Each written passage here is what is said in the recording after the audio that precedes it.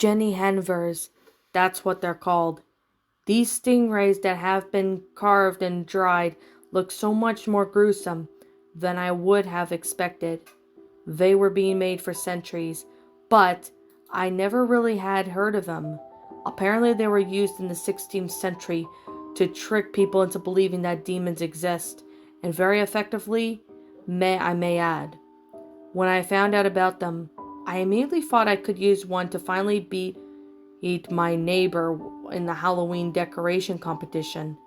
Year after year, I would scour the web and buy the most disturbing, fucked up things I could find in order to give me that edge, but he had that money in backing him. Because of that, I would consistently get a second place. This time, I thought.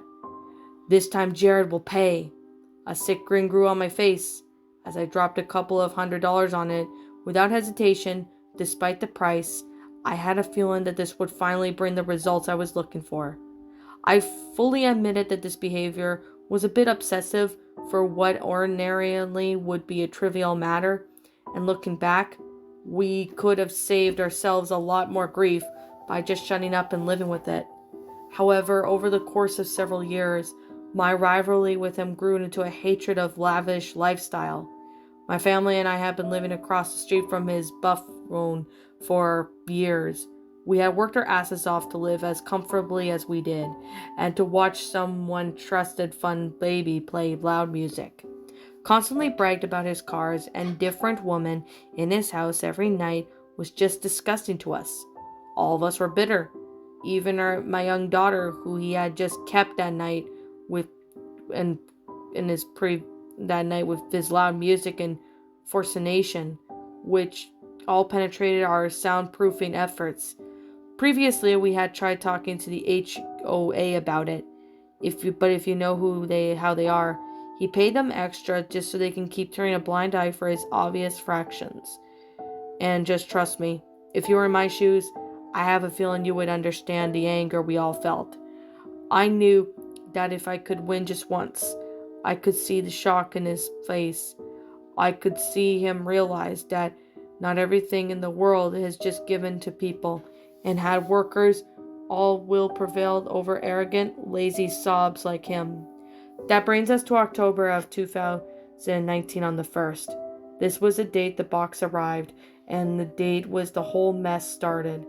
After opening the box, my daughter Olivia was surprisingly less scared of it than my life. Kate and Olivia were more fascinated by it than anything. The Jenny Haniver came with instructions to hang it up, and some general upkeep tips. It was pretty much like what would you expect, but the last tip was very importantly. The text over twice was a large body stated, "Do not place in water." I thought that was to be expected, drying the part of it the preservation in the process, as if it were to somehow rehydrate.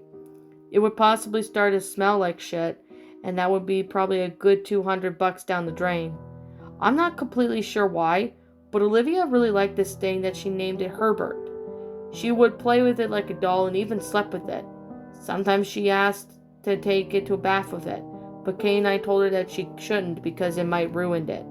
One day she wanted to take Herbert to show and tell, which we all allowed her if she was careful with it. Apparently all the other kids in the class and the teacher ran out screaming, and she was sent home. Even though she got in trouble, I didn't mind. That day confirmed that Jenny Haniver would bring the exact reaction we wanted out of people. We continued to mouth as normal, and word began to spread around such terrifying object. Then came October 30th, the day before the contest. We didn't want to show our full hand before the competition, so we decided not to hang it up until Halloween. With that being said, we were so afraid that Olivia would accidentally break it right before, so we hid it in the closet for the day. She was upset that she couldn't play with it, but she seemed to understand. Until the day it ended, she finally started asking a lot of questions about it. "Dad, what is Herbert?" "Herbert's a dried stingray, sweetie." "Where did you get him? Why are so kids scared of him?" "I bought him online. He was supposed to be a Halloween decoration. We were actually really surprised that you weren't scared of him to begin with."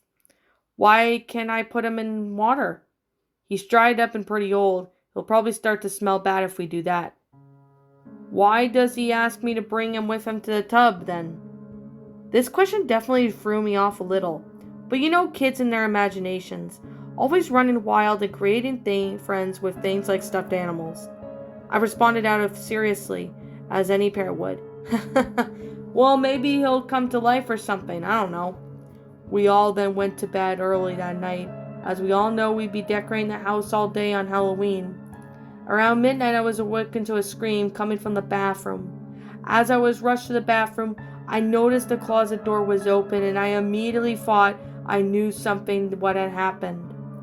However, when I opened the door, the last thing I expected to see was that thing trying to pull my daughter into the water with its tail, which had become more like a tentacle.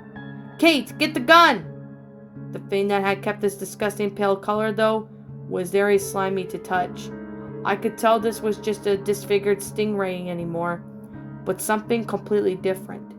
I attempted to rip off that thing's tail away from my daughter, but then it was unnaturally strong. It hissed at me and tried to bite me when Kate arrived with the gun.